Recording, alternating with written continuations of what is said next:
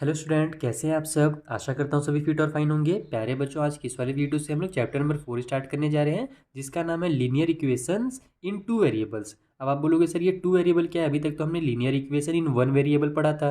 तो two variable का मतलब भी जैसे देखो नाम से ही समझ में आ रहा है कि वेरिएबल्स जो होंगे वो उसमें कितने होंगे, टू होंगे। अब वेरिएबल क्या होता है, तो किसी भी इक्वेशन में जिस चीज़ की वैल्यू चेंज होती रहती है, जैसे कि मान लो हमको एक्स की वैल्यू निकालनी है तो एक्स की वैल्यू हम लोग अलग अलग निकालते हैं, वाई की वैल्यू निकालनी है तो वाई की वैल्यू अलग अलग निकालते हैं। तो इक्वेशन में जो भी हमारा वैल्यू चेंज होता है ना जिसका, उसको अपन वेरिएबल बोलते हैं। तो यहाँ पर क्या होगा कि लीनियर इक्वेशन है। लीनियर का मतलब होता है एक सीधी लाइन पे आने वाला। सीधी लाइन पे आने वाले का मतलब अभी आपको ना जब आगे हम लोग एक्सरसाइज पढ़ेंगे ना, जब हम लोग ग्राफ में डिनोट करेंगे, तब आप देखना कि जो इक्वेशन हमारा बनता है ना वो ग्राफ में एकदम सीधा लाइन पे आता है। वो सभी मैं आपको जो आगे की वीडियोस बनाऊंगा एक्सरसाइज 4.2 4.3 उधर समझाऊंगा। फिलहाल बस इतना समझ जाओ कि लीनियर इक्वेशन में जो हमारा इक्वेशन रहता है उसमें पावर वगैरह नहीं रहता है, सिंपल सा इक्वेशन रहेगा विदाउट पावर। ठीक है, उसके अलावा इसमें वेरिएबल टू होंगे, यानी एक एक्स होगा और एक वाई भी होगा। अगर पी है तो एक क्यू होगा, ठीक है, अगर ए है तो एक बी होगा। मतलब कह सकते हो आप इस तरीके से कि जो वेरी होने वाली जो वैल्यूज रहेंगे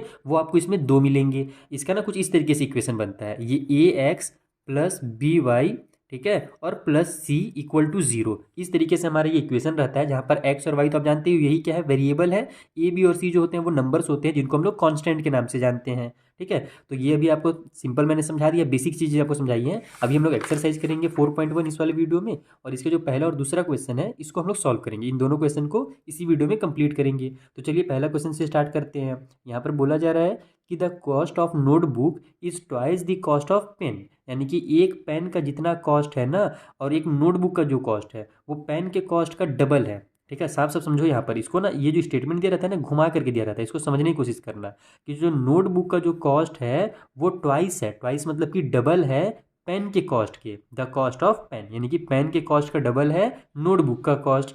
तो write a linear equation in two variables to represent this statement, यानी ये जो स्टेटमेंट दिया हुआ है इसको अब आप क्या करो, लीनियर इक्वेशन बना करके समझाइए। साथ ही आप क्या करना कि जो कॉस्ट नोटबुक का है ना उसको एक्स रुपी मान लेना, और पेन के कॉस्ट को जो है वो वाई रुपी मान लेना, और फिर उसके हिसाब से आप इक्वेशन बनाना। आइए कॉपी में बनाते हैं। तो देखो जैसे कि आपको क्वेश्चन में बोला गया है, सबसे पहले तो आप उस तरीके से कर लो कि जो कॉस्ट है हमारे नोटबुक का उसको हम लोग एक्स रुपी मान लेते हैं, और जो कॉस्ट है पेन का उसको अपन वाई रुपी मान लेते हैं। तो इस तरीके से आपको स्टेटमेंट लिखना पड़ेगा, let the cost of notebook be x rupee and the cost of pen be y rupee. ठीक है, अब यहाँ पर हमसे अकॉर्डिंग टू क्वेश्चन क्या कहा गया उसको समझना मेन है। यहीं पर ये इक्वेशन को बनाने के लिए कभी भी इक्वेशन बनाना रहे ना तो क्वेश्चन को समझा करो। वहाँ पर बोला क्या जा रहा है कि जो कॉस्ट ऑफ नोटबुक है वो ट्वाइस है कॉस्ट ऑफ पेन के, यानी कि देखो मैं इसको इस तरीके से लिख सकता हूँ, कॉस्ट ऑफ नोटबुक जो होगा वो इक्वल होगा कॉस्ट ऑफ पेन के डबल का। कॉस्ट ऑफ पेन के डबल, यानी कि जितना भी कॉस्ट ऑफ पेन अपने को पड़ रहा है उसका अगर अपन ट्वाइस कर देते हैं, डबल कर देते हैं, इसका डबल करने का मतलब क्या है, टू से मल्टीप्लाई कर देते हैं, तो अपने को कॉस्ट ऑफ नोटबुक मिल जाएगा। तो यहाँ से हमारा कॉस्ट ऑफ नोटबुक क्या है, एक्स है, तो अब रुपये वगैरह हटा देना आप, इसके बदले सीधे सीधे एक्स लिख दो। इक्वल के उस साइड में हमारा कॉस्ट ऑफ जो पेन है वो वाई है हमारे पास, और वाई का मल्टीप्लाई टू से हो जाएगा तो ये टू वाई बन जाएगा। इस तरीके से एक्स इक्वल टू हो जाएगा मेरा टू वाई। हमको इसको इक्वेशन के फॉर्म में लिखना है तो हम लोग क्या करेंगे, इसको इधर ले आएंगे। ये मेरा हो जाएगा एक्स, ये टू आई जब इक्वल के राइट में था तो प्लस में था, तो इधर आकर के ये माइनस टू आई हो जाएगा। इक्वल के इधर अब कुछ नहीं बचा तो इधर हम लोग जीरो लिख देंगे। यही आपका इक्वेशन कहलाएगा और यही आपका फाइनल आंसर है। देखा कितना सिंपल सा था। बस ये चीज़ को आपको समझना है कि आपको क्वेश्चन में क्या कहा जा रहा है, उसके बाद आपका जो इक्वेशन है इजीली सॉल्व हो जाएगा। चलिए जो इसका सेकंड वाला पार्ट है ना, सेकंड क्वेश्चन, उसे सॉल्व करते हैं। तो देखो सेकेंड पार्ट में हमारे पास कुछ इक्वेशन बना करके दे दिया गया है, इसको अपने को क्या करना है, a x plus b y plus c equal to zero के फॉर्म में लिखना है। अभी देखो थोड़ा सा आगे पीछे है, two x plus three y है, इक्वल के उस साइड में फिर ये 9.35 करके दिया गया है। यहाँ पर ये हमारा प्लस सी और इक्वल टू जीरो के फॉर्म में तो है नहीं, तो अपने को इसको इस फॉर्म में लिखना है। ठीक है, ये ध्यान रखना कि जरूरी नहीं कि बीच में प्लस की साइन हो तो आप भी प्लस की साइन ही लगाओ, ऐसा नहीं, अगर माइनस है तो भी चलेगा आपका। ठीक, तो अपने को क्या करना है, इन इक्वेशंस को पहले तो इस फॉर्म में लिख लेना है, और उसके बाद ए की वैल्यू कितनी है, बी की वैल्यू कितनी है और सी की वैल्यू कितनी है वो बतानी है आपको। ठीक है, तो इसको कैसे बताया जाता है आइए मैं आपको कॉपी में समझाता हूँ।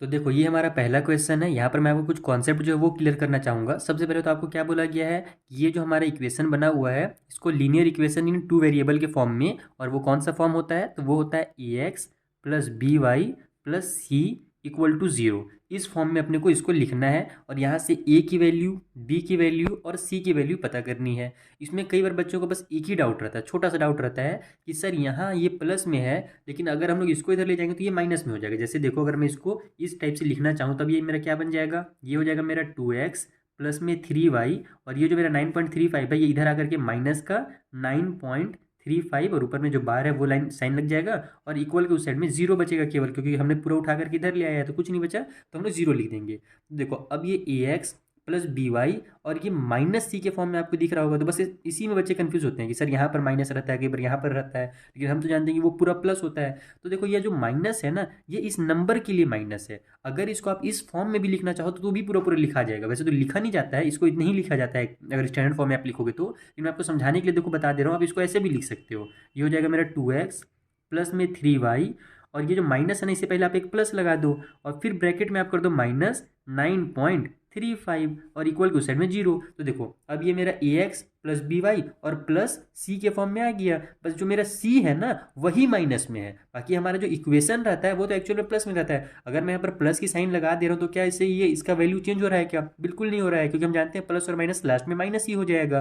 तो बस यही वाला स्टैंडर्ड फॉर्म होता है इसका, इसको बस मैंने आपको समझाने के लिए लिख दिया है कि आप चाहो तो ऐसे प्लस भी लिख सकते हो। तो ये मेरा पूरा पूरा ए एक्स प्लस बी वाई और प्लस सी के फॉर्म में आ जाएगा और इक्वल के उस साइड में जीरो है। ठीक है, तो आप एग्जाम में लिखना ना तब इतना ही लिखना, ये स्टैंडर्ड फॉर्म है इसका। अब यहाँ से अपने को ए बी और सी की वैल्यू ही बतानी है। तो देखो यहाँ पर आप देखोगे कि ए का वैल्यू कहाँ पर चिपका हुआ है, किसके साथ चिपका हुआ है, एक्स के साथ ए चिपका हुआ है, यानी कि एक्स के साथ जो भी नंबर होगा वो ए का वैल्यू होगा। तो हम लोग क्या करेंगे, ए इक्वल टू, देखो यहाँ पर क्या है, एक्स के साथ क्या लिखा हुआ है, 2 लिखा हुआ है, तो ए का वैल्यू जो होगा वो 2 हो जाएगा। उसी तरीके से बी जो होता है वो वाई के साथ चिपका हुआ रहता है, मल्टीप्लाई में रहता है। तो यहाँ पर देखो वाई के साथ कौन मल्टीप्लाई में है, 3 है, तो ये 3 जो है ना यही बी की वैल्यू हो जाएगी। तो बी इक्वल टू लिखोगे आप 3 और ये जो सी है वो लास्ट में रहता है। तो जैसे मैंने आपको पहले ही बताया कि ये चूंकि माइनस में है हमारा सी, तो ये यहाँ पर मैंने माइनस भी कर दिया था, तो सी का वैल्यू जो होगा वो जाएगा -9.35 और ये 5 के ऊपर में बार। इस तरीके से इसको बनाया जाता है, यानी कि अगर कोई भी नंबर माइनस में है तो उसको आपको माइनस में यहाँ पर बताना पड़ेगा। ठीक है, तो ये हमारा क्वेश्चन नंबर 1 से कंप्लीटली सॉल्व हो गया। मैंने आपको इसमें बेसिक कॉन्सेप्ट समझा दिया इसका, इसलिए जो आगे क्वेश्चन है उनको जल्दी सॉल्व करते हैं। तो देखो ये मेरा सेकंड नंबर का क्वेश्चन है। यहाँ पर ये पहले से ही हमारे जो पूरे जो हमारे पास इक्वेशन के रूल हैं, जो भी हमारे पास टर्म्स हैं, उनको पहले से लेफ्ट हैंड साइड में करके दे दिया गया है, राइट में कुछ भी नहीं रखा है, तो अपने को कुछ भी ट्रांसफर वगैरह नहीं करना है। ठीक है, ये देखो ये मेरा ए एक्स है, ये मेरा बी वाई है और ये मेरा सी है। बीच में भले माइनस की साइन लगी लेकिन हम जानते हैं ये सभी आपस में क्या है, प्लस में है। अगर इसको मैं लिखना चाहूँ तो ऐसे लिख सकता हूँ, एक बार और मैं आपको समझा देता हूँ, एक्स प्लस में -y/5 लिख सकता हूँ, फिर प्लस की साइन लगा करके इसको मैं -10 कर सकता हूँ। तो देखो मेरा अब ये a x plus b Y और प्लस सी के फॉर्म में आ गया, सिंपल। यहाँ पर भी प्लस है, यहाँ भी प्लस लग गया, तो वैसे भी ये पहले से जो था ना यही इसका कहलाएगा, ये बस मैंने आपको समझाने के लिए लिखा है। तो ये हो गया यहाँ पर। अब इसमें देखो ए की वैल्यू कौन सी है, तो सिंपल एकदम, इसके साथ एक्स के साथ कुछ नंबर है क्या, कुछ दिख नहीं रहा है, यानी कि हम लोग जानते हैं कि अगर कुछ नहीं है यानी तो भी वहाँ पर एक 1 छुपा हुआ है। कभी भी 1 रहता है जब कभी भी ना किसी भी वेरिएबल के साथ, तो उसको वहाँ से हटा दिया जाता है। जैसे डिनोमिनेटर में 1 को नहीं लिखा जाता है, वैसे यहाँ पर भी नहीं लिखा जाता। अगर एक्स है इसका मतलब वो 1x है, तो यहाँ से ए की जो वैल्यू होगी वो 1 हो जाएगी। ठीक है, बी की वैल्यू कितनी होगी भैया, तो देखो ये y/5 है और माइनस में है ना, तो पहले तो ध्यान रखना कि माइनस की साइन लग जाएगी क्योंकि ये माइनस में है यहाँ पर, तो माइनस लगा लेते हैं। अब y/5 है, इसका मतलब क्या हुआ, तो देखो y/5 का मतलब है कि इसको अपन इस तरीके से लिखते हैं 1/5 मल्टीप्लाई y। इसको जब हम लोग मल्टीप्लाई करेंगे तो ये मेरा y ऊपर में चल जाएगा जैसे यहाँ पर है और नीचे में 5 आ जाएगा। तो बस इसको ही यानी ये वाले टर्म को ही घुमा करके इस तरीके से लिखा गया है, शॉर्ट करके ऐसे ही लिखा गया है। ये जो मेरा y/5 है एक्चुअल में इसके साथ एक 1/5 छुपा हुआ है। ठीक है, तो 1/5 का जब y से मल्टीप्लाई होता है तभी मेरा y/5 आता है। तो हम लोग का b का जो वैल्यू होगा वो हो जाएगा 1/5 और c की जो वैल्यू हो साफ साफ दिख रही है कि वो -10 है, तो c इक्वल टू -10 कंप्लीट हो गया। चलिए थर्ड वाला करते हैं। तो देखो ये मेरा थर्ड पार्ट है जहाँ पर हमें -2x plus 3y equal to 6 दिया हुआ है। पहले तो देखेंगे कि राइट साइड में जीरो नहीं है, उधर हमारा c को उधर फेंक दिया गया है, तो c को अपन इधर ले आएंगे। ये हो जाएगा मेरा -2x प्लस में, अच्छा हाँ एक चीज़ ध्यान रखना है, इसको मैंने एकदम बारीकी से एक छोटा सा गलती किया है, इसको आप ध्यान रखना कि ये जैसे मैंने एक इक्वल का साइन यहाँ भी लगा दिया, एक इक्वल का साइन यहाँ भी है, ये गलत हो जाएगा अगर आप ऐसे करते हो तो, क्योंकि ये पहले से हमारे पास इक्वल है। तो आप इसको चाहो तो इस तरीके से एरो बना सकते हो, लेकिन डबल डबल इक्वल आप नहीं लगा सकते अगर इक्वेशन आप सॉल्व कर रहे हो तो। ये चीज़ को एकदम बारीकी से ध्यान रखना, इसमें कई बार नंबर्स को कट कर दिया जाता है एकदम बारीकी से अगर चेक करते हैं तो। ठीक है, तो अगर पहले से इक्वल है तो आप एरो कर सकते हो, उसके लेफ्ट में इक्वल नहीं लगा सकते। जैसे यहाँ पर ये वाला सही है, इसमें मैंने कुछ लगाया है क्या, नहीं लगाया है, तो ये चलेगा। उसी तरीके से यहाँ भी मैं नहीं लगा रहा हूँ तो ये भी सही है। अगर आपको लगाना ही है, अगर लगाने का मन है तो एरो लगाइएगा, इक्वल मत लगाइएगा। ठीक है, तो ये हो जाएगा मेरा -2x प्लस में हो गया हमारे पास 3y, ये 6 जो इधर आकर के -6 हो जाएगा और इक्वल की साइड में 0 हो जाएगा। अब यहाँ से हमारे पास a की वैल्यू कितनी है, तो यहीं पर मैं नीचे दिखा देता हूँ, इधर हम लोग फोर्थ वाला क्वेश्चन सॉल्व कर लेंगे। यहाँ देखो a की वैल्यू मेरे पास -2 है क्योंकि x के साथ -2 चिपका हुआ है, तो a की वैल्यू -2 हो जाएगी। b की वैल्यू कितनी हो जाएगी, तो यहाँ पर y के साथ 3 चिपका हुआ है, तो b की वैल्यू 3 हो जाएगी और c की वैल्यू ये वाली मेरी -6 है वो हो जाएगी। सिंपल। चलिए फोर्थ वाला किया जाए। तो देखो ये मेरा फोर्थ नंबर का क्वेश्चन है, बहुत ही इंटरेस्टिंग क्वेश्चन है। यहाँ पर आपको x = 3y सिंपल दे दिया गया है। हम क्या जानते हैं, हमारे पास ax + by + c के फॉर्म में होना चाहिए, उस फॉर्म में नहीं है। हम लोग इस फॉर्म में इसको कन्वर्ट करने की कोशिश करेंगे। सबसे पहले तो x इधर है, इधर ही रहने देंगे। ये जो 3y है इसको इधर ले आएंगे तो ये -3y हो जाएगा। अभी मेरा ax + by तो हो गया है, लेकिन हमारे पास +c है क्या, नहीं है, कुछ भी c की वैल्यू नहीं है ना। तो प्लस में आप इस तरीके से इसको 0 लिख सकते हो, ये गलत नहीं होगा। हम जानते हैं किसी भी इक्वेशन में अगर 0 ऐड किया जाए, किसी भी नंबर में 0 ऐड किया जाए तो उसका वैल्यू उतना ही रहता है, 0 का वहाँ पर कोई भी वैल्यू नहीं रहता है। लेकिन हम लोग इस तरीके से इसलिए लिख रहे हैं ताकि अपने को समझ में आ जाए कि ये ax by और c के फॉर्म में है, तो बस अब c की जगह में +0 कर दो। उसी तरीके से आगे के क्वेश्चन में जब हमारे पास y नहीं रहेगा या x नहीं रहेगा ना, तो उसके जगह पे अपन 0 कर देंगे और फिर इक्वल की उस साइड भी कुछ नहीं बचा है तो उधर भी 0 कर दो। अब यहाँ पर से आप देखोगे कि a की वैल्यू आपको मिल जाएगी 1, क्योंकि x के साथ 1 छुपा हुआ है, जैसे कि मैंने आपको पहले एक्सप्लेन किया। उसके बाद b की जो वैल्यू है वो हमारे पास यहाँ से -3 निकल जाएगी और c का वैल्यू आपको पता है कुछ है ही नहीं, तो यहाँ पर हमारा c का वैल्यू 0 हो जाएगा। चलिए फिफ्थ पार्ट करते हैं। तो देखो ये मेरा फिफ्थ पार्ट क्वेश्चन है, जहाँ पर हमें 2x = 5y दे दिया गया है जो कि माइनस में है। सेम टू सेम फोर्थ की तरह ही है। पहले इसको इधर ले आते हैं तो ये हो जाएगा मेरा 2x प्लस में 5y। c की जगह में कुछ नहीं है तो +0 कर देंगे जैसे पहले किए थे और इक्वल की उस साइड में 0 कर दो। अब यहाँ से a की वैल्यू 2 दिख रही है साफ साफ, b की वैल्यू 5 दिख रही है और c कुछ था ही नहीं, इसलिए c का वैल्यू 0 कर दो। चलिए सिक्स्थ वाला सॉल्व करते हैं। तो ये हमारा सिक्स्थ नंबर का क्वेश्चन है, जहाँ पर 3x + 2 = 0 दिया हुआ है। पहले देखो हमारे पास सिंगल नंबर नहीं दिया रहता था, जो कि c की वैल्यू होती है। c की वैल्यू क्या होती है, सिंगल नंबर होती है, उसमें ना ही x होता है ना ही y होता है। तो यहाँ पर जो हमारा 2 है ना, ये सिंगल नंबर है, इसका मतलब कि ये मेरा c है, ठीक है। ये मेरा x है। हम क्या जानते हैं कि जो b होता है वो y के साथ होता है। अगर मैं दोबारा से इक्वेशन लिखूँ तो देखो ax + by + c = 0 होता है। c यानी कि सिंगल नंबर, ये हमारा कांस्टेंट होगा, तो ये हमारा 2 दे दिया गया है। यहाँ पर x के साथ a भी दे दिया गया है, ये मेरा ax की वैल्यू है। by अपने को दिया ही नहीं गया यहाँ पर, तब हम लोग क्या करें भैया, by की जगह में देखो उसको ऐसे किया जाता है। ये मेरा 3x हो जाएगा प्लस में 0 पॉइंट y, इसको लिखोगे आप, पॉइंट का मतलब होता है मल्टीप्लाई। ये जो हमारा पॉइंट लग रहा है ना, वो डेसिमल वाला पॉइंट नहीं है ना, ये मल्टीप्लाई वाला पॉइंट है। आप चाहो तो इसको 0 × y भी कर सकते हो इस तरीके से। तो 0 × y का मतलब क्या होगा, हम लोग जानते हैं कि 0 से किसी भी चीज़ का अगर मल्टीप्लाई करो, चाहे वो 1 करोड़ हो, चाहे ABCD हो, कुछ भी हो, अगर हम लोग 0 से मल्टीप्लाई करते हैं तो आंसर 0 ही आता है। और 0 अगर मैं यहाँ पर लिखता हूँ बीच में तो उससे कोई दिक्कत नहीं है, किसी भी इक्वेशन से 0 प्लस कर सकते हैं, माइनस कर सकते हैं, उसके वैल्यू में कोई भी चेंज नहीं होगा। हम लोग इसको इस तरीके से इसलिए लिख रहे हैं ताकि ये हमारा ax + by + c के फॉर्म में आ जाए। देखो मेरा ax बन गया, ये by बन गया और प्लस में c की जगह में हमारे पास 2 है, इक्वल के उस साइड में 0 हो जाएगा। देखो फिर से मैंने वही गलती की, ये आदत है मुझे बचपन से, मैं इक्वल लगा देता हूँ, नहीं पता क्यों। इसको अगर लगाना ही तो एरो लगाना, ठीक है।